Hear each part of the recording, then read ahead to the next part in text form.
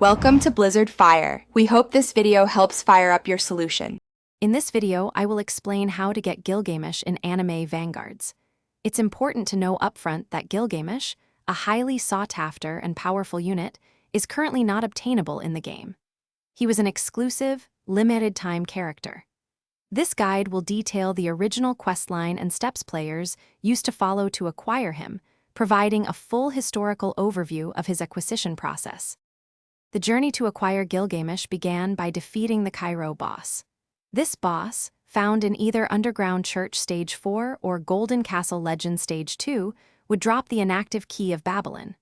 Once obtained, players then offered 50,000 gold to this key in their inventory, which activated the next phase of the quest. Unfortunately, this key is no longer obtainable, making the quest impossible to start now. After activating the key, the quest continued with a series of boss battles.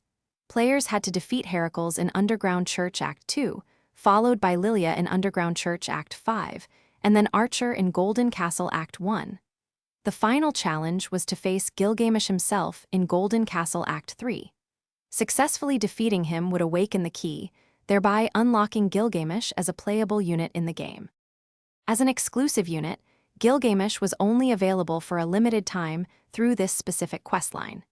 Since the inactive key of Babylon is no longer obtainable, the quest cannot be completed by new players. The developers have not confirmed if Gilgamesh or his acquisition event will ever return in future updates. Therefore, if you missed him, you'll need to stay tuned to official anime Vanguard's announcements for any potential reruns. Thanks for watching. If you found this helpful, don't forget to like and subscribe.